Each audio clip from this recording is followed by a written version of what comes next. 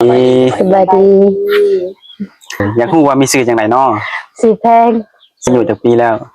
26 ปีคือทางสาวแพงเนี่ยก็เป็นโสดมา6-7 ปีเนาะแม่แบบบ่คิดอยากหาสามีใหม่เนี่ยบอกคันว่าสิเอาก็ได้อยู่ดอกแต่ย่านเพิ่นบ่ฮักลูกบ่แพงลูกเฮาหั่นน่ะมันยังน้อยเด้อนะลูกนะถ้าว่ามีคนที่แบบว่าหับจะได้หับลูกจะได้แต่อยากมาสร้างครอบครัวนำเจ้านี่เจ้าก็พร้อมที่จะเอาบ่แม่นคันว่าเขาฮักแพงลูกเขาปกติยังเฮานะปกติทุกปกติยากเขาก็เอาได้เนาะ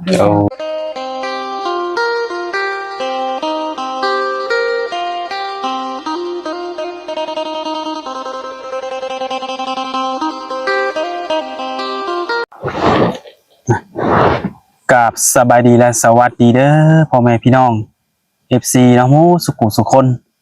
เป็น FC ฝั่งลาวฝั่งไทยเราอยู่ต่างประเทศทุกคนเนาะมื้อนี้ก็ยินดีต้อนรับเข้าสู่ช่อง YouTube ของบ่าวศิลัดคือเก่าทุกคนเนาะมื้อนี้เนาะทุกคนทางบ่าวศิลัดกับทีมงานเนาะก็ได้เดินทางมาที่แบบทุกคนเนาะ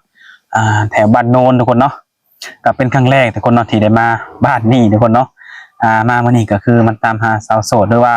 มาถ่ายคลิปสาวโสดนั่นเองทุกคนเนาะซึ่งสาวโสดคนนี้เขาก็ได้ข้อมูลมาแล้วนะคนก็เป็นผู้สาวไม่ห้างทุกคนเนาะมีลูกอยู่2 คน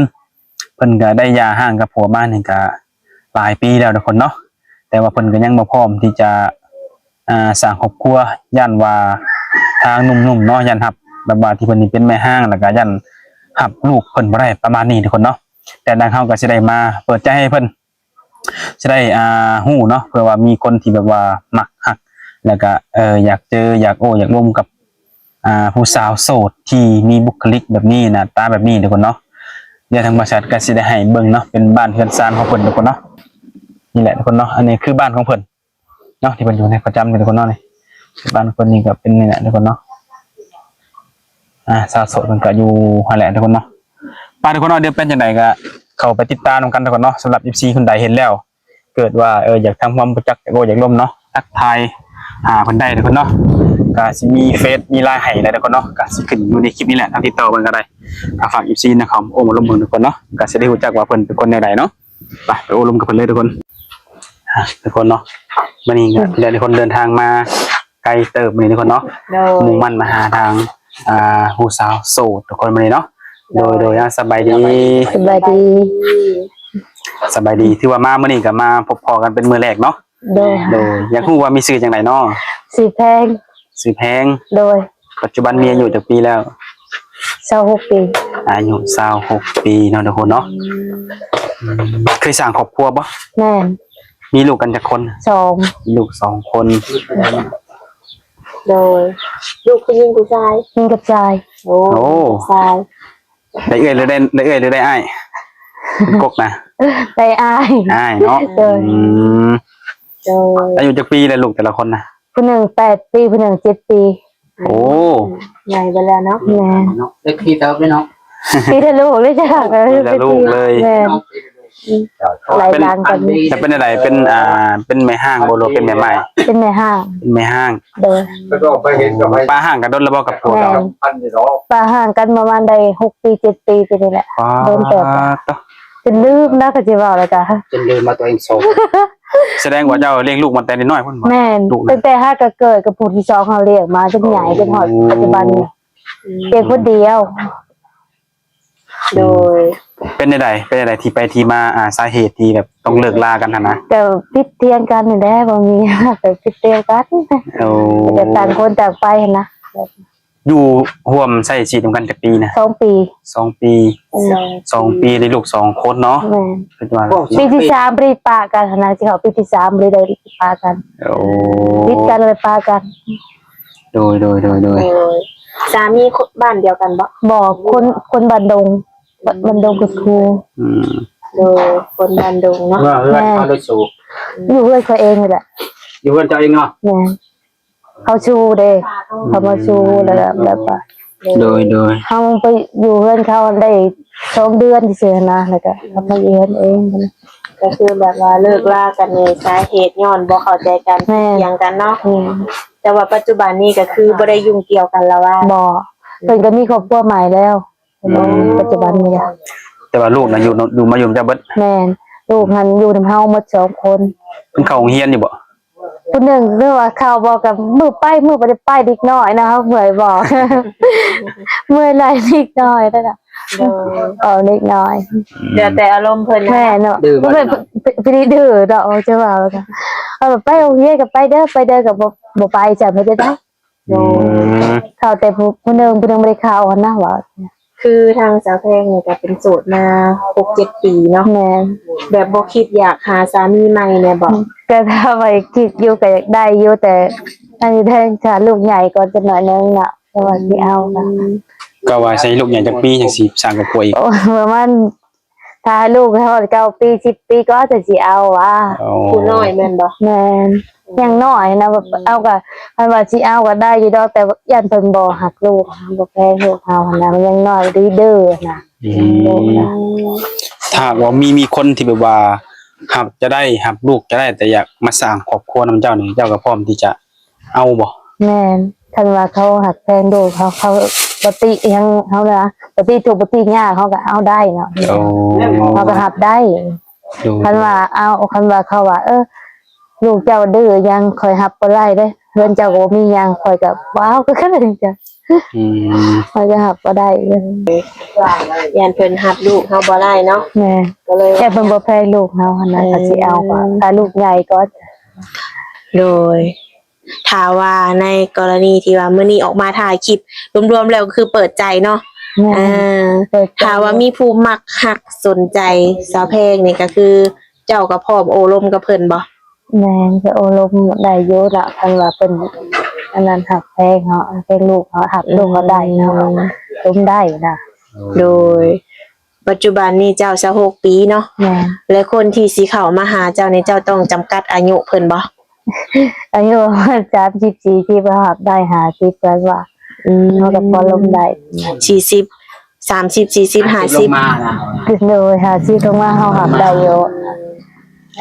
โดยถือว่าโอลมได้เนาะ โดย เพิ่นเป็นพ่อห้างพ่อหมายลูกติดก็ได้บ่ ได้บ่เป็นหยัง เอ่อ ก็ดีกันเนาะถ้าว่าเคยมีประสบการณ์ด้วยกันเนาะ แม่ สิได้เข้าใจเนาะว่าการมีลูกมันเป็นจังไดเนาะ แม่ โดย คันว่าสิพบกับเราบ่ลุ้นก็มีอยู่ดอกแต่เฮาบ่พบมันนะ โดย ออกมาแล้วแบบว่าจังตอนที่เฮาปากับพวกเก่าเฮาก็อายุแค่28ปีเองเพิ่นจ้ะเฮาปาเลิกเฮาเล็กน้อยนะ อายุก็ไล่เลี่ยกันว่าไงกัน แม่ เนาะ ได้เรียนกันแล้วผม โดยรอบนี้ก็เลยว่าอยากเอาอายุหลายเนาะ แม่เลยอายุหลายกว่าเฮาน่ะเพิ่นรู้จักจากแปลงน่ะนะเพิ่นว่า โดย รู้จักเฮ็ดสร้างครอบครัวนะ โดยแต่ถ้าว่ามีสามีใหม่ครั้งนี้นะจะแพงแบบหนักผู้ชายนิสัยแบบใด มันก็จะแบบว่าเขาน่ะเบิ่งแย่งเขาได้บ่หั่นน่ะแบบว่าบ่ติดเหล้าติดยาหยังขนาดประมาณนั้นเขาก็รับคันว่ายาสูบอิหยังก็เขาก็รับได้อยู่ผู้ชายเขาสูบบ่แต่นแหละเจ้าเขาว่าเป็นเขาบอกจะมาเขาก็รับบ่ได้คือกันเนาะเพราะว่าเขาพ่อมาแล้ว โดย คันว่าสูบเหล้าสูบยาเขารับได้อยู่แต่ก็ โดยกรณีที่ว่าสูบยาเนี่ยหับได้เนาะ แม่สูบ ถ้าย า ว่า เขา เป็น ได้ พวกแบบยาเสพติดอีกอย่างนี่คือบ่หับเนาะ ว้าวจังเด้อพ่อมาแล้วเด้ พ่อมาแล้วว่า อืม เลยบ่นั่นปานใด โดยเคยเจอมาแล้ว เลยบ่อยากให้มีประวัติซ้ำซ้อน แม่ โอ้มีผู้บ่าวฝั่งไทยสนใจเจ้าก็คุยได้บ่ คือได้อยู่ ได้อยู่เนาะ เลย ถ้าว่าจะมีสามีใหม่นี่เจ้าไปอยู่น้ำเพิ่นได้บ่ เฮาอยากอยู่เพื่อนเราเองเพราะว่ายังมากับพ่อแม่ก็บ่อยากให้ไปมันได้เนาะเพราะว่ามีอยู่นำแม่นั่นแหละเพราะว่าก็มีอยู่แล้วน้องแต่ว่าเพิ่นก็แบบอยู่เพิ่นก็สิไปหาเงินหาคำบ่ได้นะยังแต่เฮานั่นแหละว่า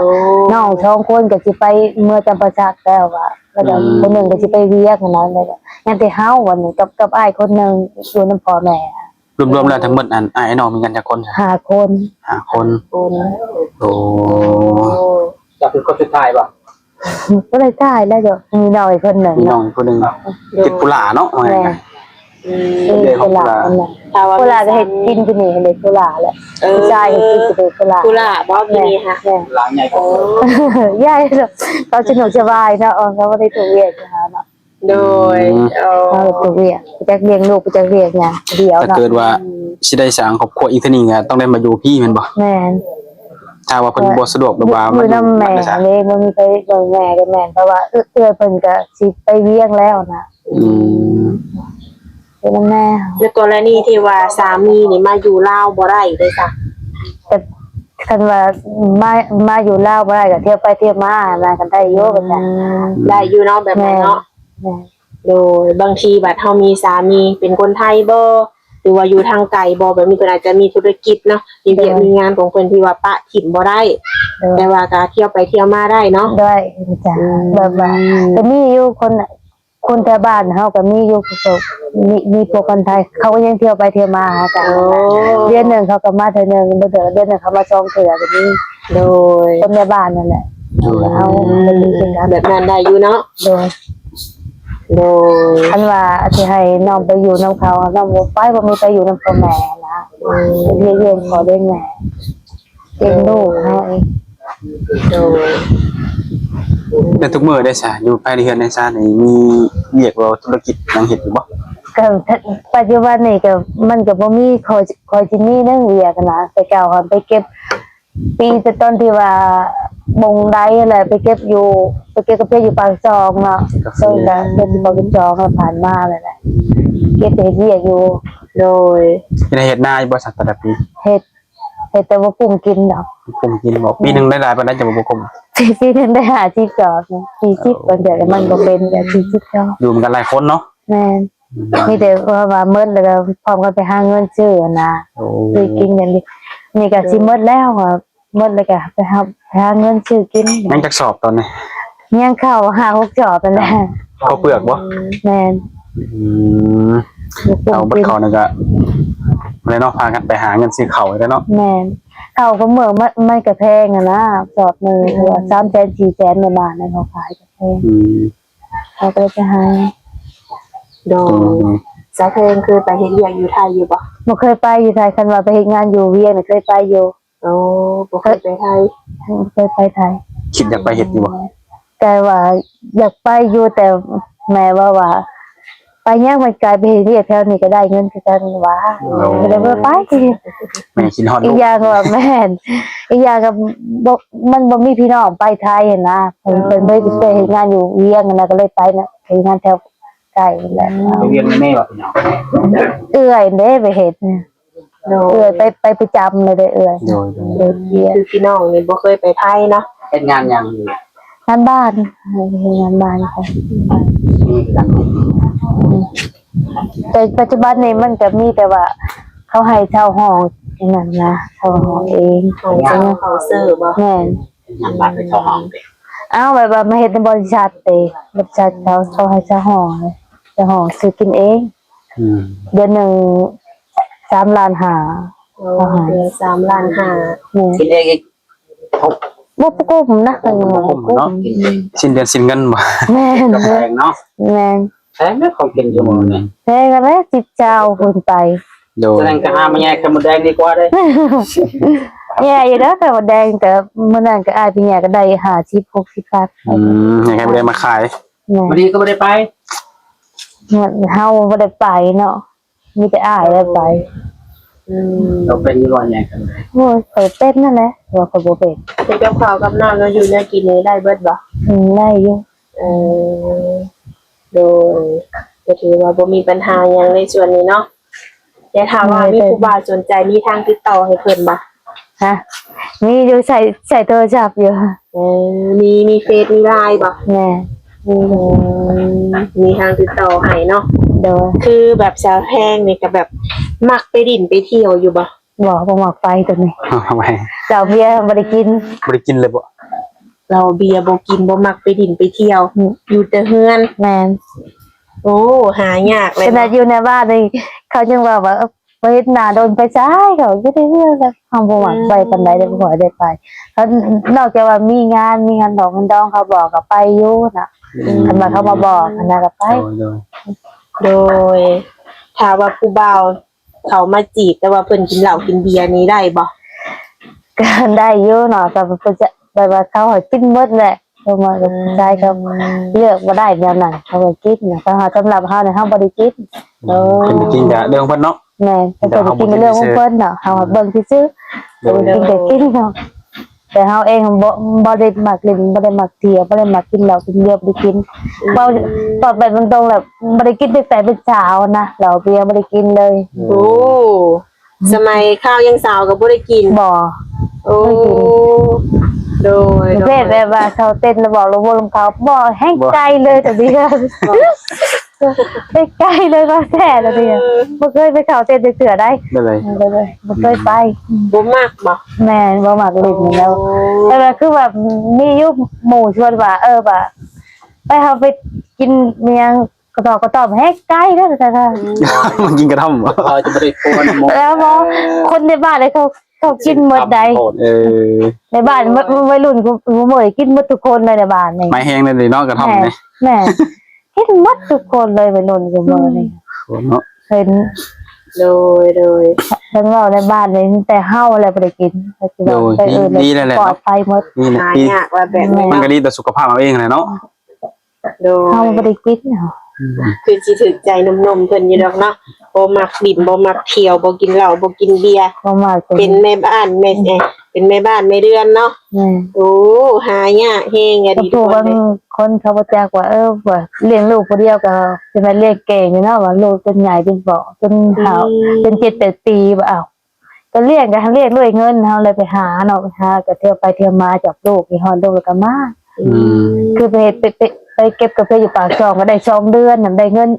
7-8 ล้านนั่นแหละก็พอได้ซื้อข้าวซื้อน้ำเลี้ยงลูกนั่นแหละ ชงเดือน7-8 ล้านโอ้ถือว่าหลายๆเด้นี่เนาะ เจ็บเมาปะ ว่าบ่ได้เก็บเป็นรายวันนั่นเลย รายวันบ่ วันเท่าไหร่ มันสิว่าติดเป็นโลนะจะมาเก็บเป็นโลจ้ะแม่น แปลว่าเขาสมมุติว่าเท่าไหร่ ได้ไล่ก็ได้ไล่ มันก็สไตล์แค่แบบเมาแหละเนาะ แม่น อาจจะได้หลายครั้งก็เก็บพันเว้นน้องคนกันเนาะ แม่น โลนึง 3,500นะ โลหนึ่ง 3,500โอ้เนาะเออ หลายชุดที่เก็บมาเนี่ยได้จากโล ได้ประมาณบางมื้อก็ได้80-90นะบางมื้อก็ โอ้ 8-10 โลนี่ โดย โอ้ ได้อยู่ มื้อ เนาะ นึงช่องชอบเด้ช่องชอบมันเดือนก็ชอบไปช่องชอบ ทำมันลอยหรอก บางมื้อก็ฮอดบางมื้อก็บ่ฮอดนะ แต่บางมือมันบ่ แม่นแต่เฮาเมื่อยเฮาก็บ่ฮอดถ้าเมื่อยก็ได้ ไม่ได้มีแค่บึ้งปังกับฮอดเนาะ แม่เด้อเพลงผู้เดียวเลยเนาะเฮาผู้เดียวเฮาเด้ เลยถ้าว่า2คนสิได้หลายอยู่ แม่ เนาะ คือ2คนน่ะก็ได้แล้วมื้อนึงล้านไปแล้ว2คนมื้อล้านคือน้องเฮา2คนกับแฟนเพิ่นก็มื้อล้านไปแล้ว ได้ดีเนาะ โอ้ยคือยังบ่มีนั่นแหละยังว่าหาอยู่เด้ มันหาเลยเนาะ ได้กันแล้วครับเข้ม โอ้ย หาผู้บ่าว มันยังบ่ฮอดมื้อมันเด้จ้ะยังบ่ฮอดมื้อมันสิได้ แม่นได้เนาะ ฮอดมื้อได้มันได้เองเนาะ แม่นเลย อยากหายังเนาะ แบบผู้บ่าวแถวบ้านแบบนี้นะบ่ได้ถูกใจเจ้าบ่ บ่เคยลบเลยว่าตรงๆบ่เคยลบผู้บ่าวบ่ได้แก้เถื่ออะไรเถื่อบ่เคยจีบผู้บ่าวบ่ได้จักเถื่อ เขาบอกเคยมาหาเจ้าหรือเจ้าบริจี ค่อยได้บ่จีบเองบ่ไปค่อยบ่ เขามาหาอยู่บ่ เขากับมาเจียคนแต่ค่อยบ่มักเนาะเขาก็บ่ลง แม่แล้วเนาะเอาบ่มัก เนาะ เนาะ มันเดียวไงวะ แม่นบ่มักคนบ้านเดียวสิมาเฮ็ดคนบ้านเดียวเนาะเฮ็ดหน้ากันทุกมื้อสิมา เป็นกันตนาจนใหญ่เด้ แม่น ได้คนมัน ก็มีได้คนในบ้านก็เขาก็มาเขาว่าสิเอาบ่กับข่อยอันนั้นทับได้บ่หยังค่อยบ่เอาหัวกับคนบ้านเอง โดย ใจให้บ่มักเนาะ แม่น ก็สิรอสิด้วยให้ได้ก็แล้วแต่แล้วเนาะนะครับบ่มักเด้ แม่น แม่นๆ แต่ว่าบ้านนอกจากบ้านเฮาใกล้คันว่า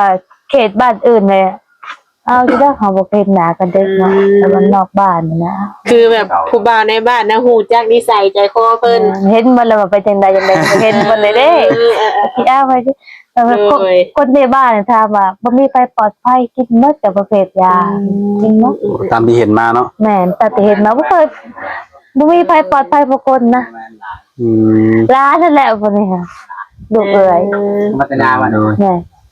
ทุกคนเนาะ ลูกผู้ชาย เนาะ ผู้หญิงชอบ มา บ่ วัน ไป นี้ เอา มา หน้าบ่ เปิดใจเพิ่นก็อยากสร้างครอบครัวแหละแต่ย่านแต่หับเพิ่นบ่ได้เพิ่นมีลูกอยู่2คนเนาะลูกก็7 ปี 8 ปีเนาะ แม่ ถ้าว่าผู้ใดคิดว่าหับได้เพิ่นก็พร้อมที่จะเปิดใจ 7 ปีกับ8 ปีกินกับชายเลย นั่นแหละมีแต่ว่าฝากน้ำนมไว้ให้ทุกคนเนาะเกิดว่าสนใจอยากโอ้อยากล้มเนาะอยากทำความรู้จักกันทักทายมาได้เลยคนเนาะคนก็มีทางติดต่อให้อยู่ว่าจะเป็นเฟซหรือว่าเป็นไลน์อะไรทุกคนเนาะหนุ่มไทยหนุ่มลาวก็จีบได้เนาะ ไลน์ก็เล่นเฟซก็เล่นสองทาง โดย เนาะ เดี๋ยว โดยโอเคทุกคนเนาะมื้อนี้ก็สิขอเอาสำนี้ก่อนเนาะมีแต่มื้อหน้ามื้อในพุ่นแหละถ้ามีเรื่องราวหยังเพิ่มเติมก็สิได้มาหาเพิ่นใหม่สำหรับวันนี้นะครับก็เปิดใจเพิ่นเป็นครั้งแรกทุกคนเนาะก็รุ่นต่อไปให้เพิ่นจะพบพ่อในครูทางใดสิได้อายุหลายปานใดเนาะโดยโอเคทุกคนมื้อนี้ก็สำนี้ก่อนทุกคนเนาะเอาไว้สบายดี สบายดี